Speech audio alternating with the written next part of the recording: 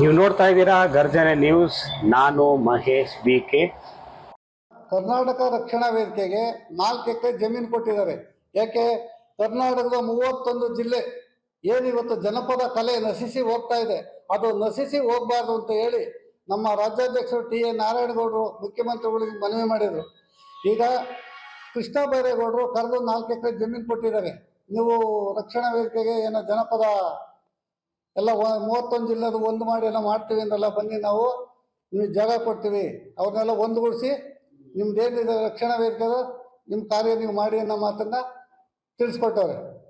ಹಾಗಾಗಿ ಇವತ್ತು ಅವ್ರ ಸರ್ಕಾರದಿಂದ ಮಾಡಲಿಲ್ಲ ಅಂದರೆ ನಮ್ಮದು ಇದು ಆರಂಭ ಅಷ್ಟೇ, ಹೋರಾಟ ಇನ್ನು ಮುಂದೆ ಇದೆ ಅಂತ ನೆಲಮಂಗಲ ತಾಲೂಕು ಕರ್ನಾಟಕ ರಕ್ಷಣಾ ವೇದಿಕೆ ಅಧ್ಯಕ್ಷರು. ಇವತ್ತು ಇಲ್ಲಿ ಕರೆದಿರೋ ಉದ್ದೇಶ ಒಂದೇ.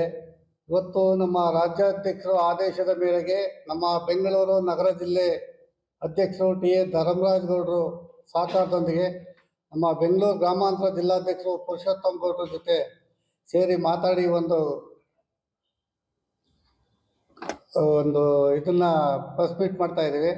ಯಾಕಪ್ಪ ಇವತ್ತು ಮಾತಾಡಲೇಬೇಕಾದಂಥ ಸಂದರ್ಭ ಬಂದಿದೆ ಅಂದರೆ, ಡಿಸೆಂಬರ್ 22ನೇ ತಾರೀಕು ಏನು ಒಂದು ಕನ್ನಡ ನಾಮಫಲಕದ್ದು ಹೋರಾಟ ಆಯಿತು, ಇವತ್ತು ಅದೇ ರೀತಿಯಲ್ಲಿ ಕನ್ನಡಿಗರಿಗೆ, ಈ ನಾಡಿನ ಜನತೆ, ಈ ನಾಡಿನ ಮಕ್ಕಳು, ಈ ನೆಲದ ಮಕ್ಕಳು, ಈ ಮಣ್ಣಿನ ಮಕ್ಕಳು, ಅವ್ರಿಗೆ ಕೆಲಸ ಸಿಗ್ತಾ ಇಲ್ಲ. ಯಾಕಪ್ಪ ಕೆಲಸ ಸಿಗ್ತಾ ಇಲ್ಲ ಅಂದರೆ, ಎಲ್ಲ ಹೊರ ರಾಜ್ಯದವ್ರು ಬಂದು ತುಂಬ್ಕೊಬಿಟ್ಟವ್ರೆ. ಹಾಗಾಗಿ ಇವತ್ತು ಅವ್ರನ್ನ ವಾಪಸ್ ಕಳ್ಸೋ ಕೆಲಸ ಆಗಬೇಕು. ಆಮೇಲೆ ಕನ್ನಡಿಗರಿಗೆ, ಈ ನೆಲದ ಮಕ್ಕಳಿಗೆ, ಈ ಮಣ್ಣಿನ ಮಕ್ಕಳಿಗೆ ಉದ್ಯೋಗ ಸಿಗಬೇಕು. ಇವತ್ತು ಕನ್ನಡಿಗರಿಗೆ 100% 100% ಉದ್ಯೋಗ ಕೊಡಿ ಅಂತ ಮೊನ್ನೆ ಮುಖ್ಯಮಂತ್ರಿಗಳ ಹತ್ರ ಒತ್ತಾಯ ಮಾಡಿದ್ದೀವಿ. ಮುಖ್ಯಮಂತ್ರಿಗಳು ಒಪ್ಕೊಂಡವ್ರೆ, ಆದ್ರೆ ಏನು ಮಾಡಲಿ, ಒಬ್ರು ಕೈಲಿ ಇಲ್ವಲ್ಲ ಅಂತಾರೆ. ಇವತ್ತು ಗುಜರಾತಿಗಳಾಗಿರ್ಬೋದು, ಸಿಂಧಿಗಳಾಗಿರ್ಬೋದು, UP, ಜಮ್ಮು ಕಾಶ್ಮೀರ, ಅಸ್ಸಾಂ, ಒರಿಸ್ಸಾ, ಬಿಹಾರ ಈ ಕಡೆಯಿಂದಲೂ ಜನ ಬಂದು ಬೆಂಗಳೂರು ಆವರಿಸ್ಕೊಂಡ್ಬಿಟ್ಟವ್ರೆ. ಮುಂಚೆ ಈ ತಮಿಳುನಾಡು, ಆಂಧ್ರದವರಿದ್ದರು. ಇವತ್ತೇನಾಗಿದೆ, ಎಲ್ಲ ಬರೀ ಉತ್ತರ ಭಾರತೀಯರು ಬಂದು ಬೆಂಗಳೂರನ್ನ ಅಕ್ವೈರ್ ಮಾಡ್ಕೊಂಡ್ಬಿಟ್ಟವ್ರೆ, ಕರ್ನಾಟಕ ಅಕ್ವೈರ್ ಮಾಡ್ಕೊಂಡ್ಬಿಟ್ಟವ್ರೆ. ಹಾಗಾಗಿ ಇವತ್ತು ಕನ್ನಡಿಗೆ, ಕನ್ನಡದ ಈ ನೆಲದ ಮಕ್ಕಳಿಗೆ, ಈ ನಾಡಿನ ಮಕ್ಕಳಿಗೆ 100ಕ್ಕೆ 100 ಭಾಗ ಉದ್ಯೋಗ ಕೊಡಲೇಬೇಕು. ಬೇರೆ ರಾಜ್ಯದವರಿಗೆ ಕೊಡಕ್ಕೆ ಹೋಗ್ಬೇಡ್ರಿ. ಕನ್ನಡ ನಾಮಫಲಕದ್ದು ಏನು ಒಂದು ರಾಜ್ಯದ ಮುಖ್ಯಮಂತ್ರಿಗಳು, ರಾಜ್ಯದ ಉಪಮುಖ್ಯಮಂತ್ರಿಗಳು, ನಮ್ಮ BBMP ಆಯುಕ್ತರು ಕಿಶೋರ್ ಗಿರಿನಾಥ್ ಅವರು ಏನು ಒಂದು ಸುಗ್ರೀವಾಜ್ಞೆ ತಂದು ಸರ್ಕಾರದಿಂದ ನಾಮಫಲಕ ಕನ್ನಡದಲ್ಲೇ ಹಾಕ್ಬೇಕು ಅಂತ, ಅದೇ ಥರ ಇದೊಂದು ಹೋರಾಟ ಭಾಳ ದೊಡ್ಡ ಮಟ್ಟದಲ್ಲಿ ಇನ್ನೂ ಹೋರಾಟ ಆಗುತ್ತೆ. ಯಾಕಪ್ಪ ಅಂದರೆ, ಇವತ್ತು ಈ ನೆಲದ ಮಕ್ಕಳಿಗೆ ಕೆಲಸ ಸಿಗ್ತಾ ಇಲ್ಲ. ಯಾವುದೇ ಒಂದು ಗೌರ್ಮೆಂಟ್ ಇದಕ್ಕೆ ಹೋದ್ರು, ಕಂಪ್ನಿಗೆ ಹೋದ್ರು ಅಷ್ಟೇ, ಯಾವುದೇ ಬ್ಯಾಂಕ್ಗಳಿಗೆ ಹೋದ್ರು ಅಷ್ಟೇ, ಕನ್ನಡದನ್ನ ಹುಡುಕ್ಬೇಕು ನಾವು. ಈಗ ನಾವು ನೀವು ಏನೋ 1-2 ಅಕ್ಷರ ಕಲ್ತಿದ್ವಿ, ನಾವು ಚಲನೆಲ್ಲ ಫಿಲ್ ಮಾಡ್ತೀವಿ. ಬೇರೆ ಭಾಷೆ ಕನ್ನಡ ಬಿಟ್ಟು ಎಲ್ಲ ಬೇರೆ ಪರಭಾಷಿಕರು ಬಂದು ಬೆಂಗಳೂರನ್ನ ಅಕ್ವೈರ್ ಮಾಡ್ಯವ್ರೆ. ಒಬ್ಬ ಸೇಟು ಹೇಳ್ತಾನಂತೆ, ಬೆಂಗಳೂರು ನೆಕ್ಸ್ಟ್ ನಾವೇ ಹೇಳೋದು, ನೀವು 30% ಇದ್ಕೊಂಡು ಎಷ್ಟು ಮಾತಾಡ್ತೀರ ಅಂತ ಕೇಳ್ತಾರಂತೆ ಒಬ್ಬ ಸಿಂಧಿ ಸೇಟು. ಅವನಿಗೆ ಇಷ್ಟೆಲ್ಲ ಬೆಳೆಯೋಕ್ಕೆ ಕಾರಣ ಯಾರು? ನಾವೇ. ಯಾಕೆಂದರೆ ಕರ್ನಾಟಕಕ್ಕೆ ಬಂದ ತಕ್ಷಣ ನಾವು ಮನೆ ಬಾಡಿಗೆ ಕೊಡ್ತೀವಿ, ಜಮೀನು ಕೊಡಿಸ್ತೀವಿ, ಸೈಟ್ಗಳು ಕೊಡಿಸ್ತೀವಿ, ಅಲ್ಲಿ ಜಾಗ ಮಾಡ್ಕೋತಾರೆ ಸ್ವಲ್ಪ ಕುತ್ಕೊಳ್ಳೋಕ್ಕೆ, ಒಂದು ಬೀಡ ಅಂಗಡಿ ಮಾಡ್ಕೋತಾರೆ. ಒಬ್ಬ ಬೀಡ ಅಂಗಡಿ ಮಾಡಿದಂಥ ವ್ಯಕ್ತಿ ಇವತ್ತು 1000 ಕೋಟಿ ಟರ್ನ್ ಓವರ್ ಮಾಡ್ತಾ ಇದ್ದಾನೆ ಇದೇ ಬೆಂಗಳೂರಿನಲ್ಲಿ. ಅವ್ರಿಗೆಲ್ಲ ಎಲ್ಲಿ ಬಂತು ಧೈರ್ಯ ಅಂದರೆ, ನಾವೇ ಬೇರೆ ಯಾರು ಸಪೋರ್ಟ್ ಮಾಡಿಲ್ಲ, ನಾವೇ ನಮ್ಮ ಕನ್ನಡದವರೇ ಸಪೋರ್ಟ್ ಮಾಡ್ತೀವಿ. ಇವತ್ತು ರಾಜ್ಯದ ಮುಖ್ಯಮಂತ್ರಿಗಳಿಗೆ ಕೇಳ್ತಾ ಇದ್ದೀವಿ, ಈ ನಾಡಿನ ಮಕ್ಕಳಿಗೆ, ಈ ನೆಲದ ಮಕ್ಕಳಿಗೆ 100ಕ್ಕೆ 100 ಭಾಗ ಉದ್ಯೋಗ ಕೊಡಬೇಕು. ಇಲ್ವಾ, ಅವ್ರನ್ನ ಬಾರ್ಡ್ರಿಂದ ಅದೇ ತಗೊಂಡೋಗಿ ಬಿಡಿಸ್ಬೇಕು ನೀವು. ಇಲ್ಲಿ ಬೆಂಗಳೂರಲ್ಲಿ ಬೇರೆಯವರು ಆಟ ನಡೆಯಂಗಿಲ್ಲ, ನಡೆಸೋದು ಇಲ್ಲ. ಕರ್ನಾಟಕ ರಕ್ಷಣಾ ವೇದಿಕೆ ಇರೋವರೆಗೂ ಬೇರೆ ರಾಜ್ಯಗಳು, ಬೇರೆ ರಾಜ್ಯದವರು, ವಲಸೆ ಕಾರ್ಮಿಕರು ಏನು ತುಂಬಿ ತುಳುಕ್ತಾ ಇದ್ದಾರೆ, ಅವ್ರು ಹೆಂಗ್ ಬಂದವ್ರು ಹೆಂಗ್ ಕಳಿಸ್ಕೊಡೋ ಕೆಲಸನ ಸರ್ಕಾರ ಮಾಡಬೇಕು. ಇವತ್ತು ಕನ್ನಡದ ಮಕ್ಕಳಿಗೆ ಕೆಲಸ ಕೊಡಲಿ, ಇನ್ಯಾರಿಗೆ ಕೆಲಸ ಕೊಡ್ತೀರ ಸ್ವಾಮಿ ನೀವು? ಕನ್ನಡದವ್ರಿಗೆ ಕೆಲಸ ಕೊಡಬೇಕು. ಕನ್ನಡದವ್ರು 20 ಭಾಗನ ಕೆಲಸದಲ್ಲಿಲ್ಲ, 80 ಭಾಗ ಹೊರ ರಾಜ್ಯದವ್ರು ಬಂದು ಇಡೀ ಬೆಂಗಳೂರನ್ನ ಅಕ್ವೈರ್ ಮಾಡ್ಕೊಂಡ್ಬಿಟ್ಟವ್ರೆ. ಹಾಗಾಗಿ ಮುಖ್ಯಮಂತ್ರಿಗಳ ಹತ್ರ ನಾವು ಮನವಿ ಮಾಡ್ಕೊಂಡಿದ್ದೀವಿ, ಮನವಿ ಕೊಟ್ಟಿದ್ದೀವಿ. ಹಾಗಾಗಿ ಪ್ರತಿಯೊಂದು ಗೌರ್ಮೆಂಟ್ ಫ್ಯಾಕ್ಟ್ರಿ ಆಗಿರಲಿ, ಪ್ರೈವೇಟ್ ಫ್ಯಾಕ್ಟ್ರಿ ಆಗಿರಲಿ, ಯಾವುದೇ ಒಂದು ಕೆಲಸ ಆಗಿರಲಿ, ಪ್ರತಿಯೊಂದು ಕನ್ನಡದವ್ರಿಗೆ ಕೊಡಬೇಕು ಅನ್ನೋದು ಒಂದು ಒತ್ತಾಸೆ. ಕನ್ನಡದವ್ರಿಗೆ ಕೆಲಸ ಸಿಗದೆ ಇವತ್ತು ಒಳ್ಳೊಳ್ಳೆ ಕೆಲಸಗಳನ್ನೆಲ್ಲ ಬೇರೆ ಕೊಟ್ಟು ಕನ್ನಡದವರಿಗೆಲ್ಲ ಈ ಕಸ ಬಿಡಿಸೋದು, ಸೆಕ್ಯೂರಿಟಿ ಕೆಲಸ, P1 ಕೆಲಸಗಳು ಇಂಥವು ಕೊಡ್ತಾ ಇದ್ದಾರೆ. ಯಾಕೆ ಕೊಡ್ತಾ ಇದ್ದಾರೆ ಅಂದ್ರೆ ಕನ್ನಡದವ್ರು ಬಂದು ಗಲಾಟೆ ಮಾಡ್ತಾರೆ, ರಕ್ಷಣಾ ವೇದಿಕೆಯವ್ರು ಬಂದು ಗಲಾಟೆ ಮಾಡ್ತಾರೆ.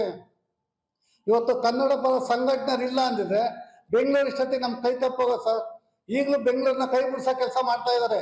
ಯಾಕೆಂದ್ರೆ 5 ಭಾಗಗಳಾಗಿ ವಿಭಜನೆ ಮಾಡಬೇಕು ಅಂತ ಹೊರಟವ್ರೆ ಸರ್ಕಾರದವರು. ಅದಾಗ್ಲಿಕ್ಕೆ ನಾವು ಬಿಡೋದಿಲ್ಲ. ಯಾಕೆಂದ್ರೆ ಕನ್ನಡಿಗರ ಕೈಲೇ ಇರಬೇಕು ಸರ್ಕಾರ, ಕನ್ನಡದಲ್ಲೇ ಆಳ್ಬೇಕು. ಬೇರೆ ರಾಜ್ಯದವ್ರು ಬಂದು ಕರ್ನಾಟಕದಲ್ಲಿ ಆಳ್ವಿಕೆ ಮಾಡಕ್ ಆಗಲ್ಲ, ಆಳ್ವಿಕೆ ಮಾಡಕ್ ಬಿಡೋದು ಇಲ್ಲ. ಯಾಕಪ್ಪ ಅಂದ್ರೆ ಅವನ ಸೇಟು ಬೆಂಗಳೂರು ನಾವು ಆಳ್ತೀವಿ ಅಂತಾನೆ. ಬೆಂಗಳೂರು ಆಳಕ್ಕೆ ನಾವು ಬಿಟ್ಕೊಟ್ಟಿರ್ತಾನೆ ಅವ್ರು ಆಡೋದು. ಅವನು ಖಾಲಿ ಮಾಡ್ಸೋ ಕೆಲಸನ ನಾವು ಮಾಡ್ತೀವಿ. ಕನ್ನಡದಲ್ಲಿ ಉದ್ಯೋಗ ಕೊಡ್ಲಿಲ್ಲ ಅಂದ್ರೆ ಯಾರ್ಯಾರನ್ನ ಎಲ್ಲೆಲ್ಲಿ ಯಾವ ಸ್ಟೇಟಿಗೆ ಕಳಿಸ್ಬೇಕು ಆ ಕೆಲಸನ ಕರ್ನಾಟಕ ರಕ್ಷಣಾ ವೇದಿಕೆ ಮಾಡುತ್ತೆ. ಹಾಗಾಗಿ ಇವತ್ತು ನಮ್ಮ ರಾಜ್ಯಾಧ್ಯಕ್ಷರು ಟಿ.ಎ. ನಾರಾಯಣಗೌಡರು ಇವತ್ತೊಂದು ಡಿಸಿಷನ್ ತಗೊಂಡವ್ರೆ, ಒಂದು ತೀರ್ಮಾನನ. ಕರ್ನಾಟಕದಲ್ಲಿ ಕನ್ನಡಿಗನೇ ಸಾರ್ವಭೌಮ. ಆಮೇಲೆ ಇನ್ನೂ ಒಂದು ಮಾತು ಹೇಳೋರೆ, ಸ್ನೇಹಕ್ಕೂ ಬದ್ಧ, ಸಮರಕ್ಕೂ ಸಿದ್ಧ ಅನ್ನೋ ಮಾತನ್ನ ರಾಜ್ಯಾಧ್ಯಕ್ಷರು ನಾರಾಯಣಗೌಡರು ಹೇಳಿದ್ದಾರೆ. ಇವತ್ತು ನಾರಾಯಣಗೌಡರು ಒತ್ತಾಯ ಒಂದೇ, ನಾರಾಯಣಗೌಡರ ಜೊತೆ ನಾವಿದ್ದೀವಿ. ಒಂದೇ ಕೂಗು, ಕನ್ನಡದವರಿಗೆ, ಕನ್ನಡದ ಈ ನೆಲದ ಮಕ್ಕಳಿಗೆ ಕೆಲಸ ಕೊಡಬೇಕು. 80 ಭಾಗ ಏನು ಸುಗ್ರೀವಾಜ್ಞೆ ತಂದ್ರೆ ನಮ್ಮ ಪಕ್ಕ ಹೋರಾಟದಲ್ಲಿ ಇವತ್ತು ಮೊನ್ನೆ ಎಲ್ಲ ಡಾಬಸ್ಪೇಟೆಗೆ ಹೋಗಿದ್ವಿ.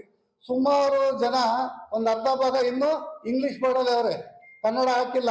ಬಂದು ನೋಡೋಣ ಏನ್ ಮಾಡ್ಕೊತಾರೆ ನಮ್ಮ ಮಟ್ಟಕ್ಕೆ ಅವ್ರೆ. ಬಿಡಲ್ಲ ಸ್ವಾಮಿ, ನೀವು ಫ್ಯಾಕ್ಟ್ರಿ ಖಾಲಿ ಮಾಡ್ಕೊಂಡೋಗ್ಬೇಕು, ಇಲ್ಲ ಕನ್ನಡ ಬೋರ್ಡ್ ಹಾಕ್ಬೇಕು, ಕನ್ನಡದವರಿಗೆ ಕೆಲಸ ಕೊಡ್ಬೇಕು. ಹಾಗಾಗಿ ಈ ಒಂದು ಒತ್ತಾಯನ ಸರ್ಕಾರಕ್ಕೆ ನಾವು ಮನವಿ ಮಾಡ್ಕೊತಾ ಇದೀವಿ. ಕನ್ನಡದ ಮಕ್ಕಳಿಗೆ ಆಗ್ಬೇಕು. ಕನ್ನಡ ನೆಲದಲ್ಲಿ ಇರ್ತಕ್ಕಂಥವ್ರು, ಕಾವೇರಿ ನೀರು ಕುಡಿಯೋಂಥವ್ರು, ಈ ನೆಲದ ಗಾಳಿ ಸೇವನೆ ಮಾಡ್ತಾ ಇರೋರು, ಖಂಡಿತವಾಗ್ಲೂ ಅವರು ಕನ್ನಡದ ನಮ್ಮ ಈ ನೆಲದ ಮಕ್ಕಳಿಗೆ ಬೆಂಗಳೂರು ಕನ್ನಡದವ್ರು ಆಳ್ವಿಕೆ ಮಾಡಕ್ ಆಗಲ್ಲ, ಎಲ್ಲ ಹೊರ ರಾಜ್ಯದವ್ರು ಬಂದು ಆಳ್ವಿಕೆ ಮಾಡ್ತಾರೆ. ಅದಕ್ಕೆ ನಾವು ನಮ್ಮ ಒತ್ತಾಯ ಇಷ್ಟೇ, ಕನ್ನಡದವರಿಗೆ ಈ ನೆಲದ ಮಕ್ಕಳಿಗೆ ಕೆಲಸ ಕೊಡಬೇಕು. ಯಾವುದೇ ಒಂದು ಪ್ರೈವೇಟ್ ಆಗಲಿ ಗೌರ್ಮೆಂಟ್ ಆಗಲಿ ಕನ್ನಡದವರೇ ಇರಬೇಕು. ಕನ್ನಡದವರಿಗೆಲ್ಲ ಸಣ್ಣ ಪುಟ್ಟದ್ದು ಕಸ ಗುಡ್ಸೋ ಕೆಲಸ ಕೊಟ್ಬಿಟ್ಟು ಹೊರಗಡೆಯಿಂದ ಬಂದವರಿಗೆಲ್ಲ ನೀವು ಆಫೀಸರ್ ಕೆಲಸ ಕೊಟ್ಬಿಟ್ರೆ ಈ ನೆಲದ ಮಕ್ಕಳು ಎಲ್ಲೋಗ್ಬೇಕು, ಈ ನಾಡಿನ ಮಕ್ಕಳು ಎಲ್ಲೋಗ್ಬೇಕು, ಈ ನೆಲದ ಮಣ್ಣಿನ ಮಕ್ಕಳು ಎಲ್ಲೋಗ್ಬೇಕು. ಇದು ನಮ್ದು ಒತ್ತಾಯ. ಹಾಗಾಗಿ ಮುಖ್ಯಮಂತ್ರಿ ಸಿದ್ದರಾಮಯ್ಯನವರಿಗೆ ಮನವಿ ಕೊಟ್ಟಿದ್ದೀವಿ, ಅದನ್ನ ಒಪ್ಕೊಂಡಿದ್ದಾರೆ, ಮಾಡ್ತೀವಿ, ಸ್ವಲ್ಪ ಟೈಮ್ ಬೇಕು ಅಂತ ಹೇಳವ್ರೆ. ನೀವು ಕೊಡೋವರೆಗೂ ನಾವು ಕಾಯಕ್ಕಾಗಲ್ಲ. ಕನ್ನಡದ ಮಕ್ಕಳು ಇವತ್ತು ಬೀದಿಲಿ ಕೆಲಸ ಇಲ್ಲದೆ ಅಲಿತಾ ಇದ್ದಾರೆ. ನೀವು ನಮ್ಮ ಕನ್ನಡದಲ್ಲಿ ಕೆಲಸ ಕೊಡಿಸಿ, ಕನ್ನಡದಲ್ಲಿ ಕೆಲಸ ಕೊಡ್ಸೋ ಕೆಲಸ ಆಗ್ಬೇಕು ಅಂತ ಹೇಳಿ ನಾವು ಸರ್ಕಾರಕ್ಕೆ ಮತ್ತೊಮ್ಮೆ ಮನವಿ ಮಾಡ್ತಾ ಇದೀವಿ ಸರ್.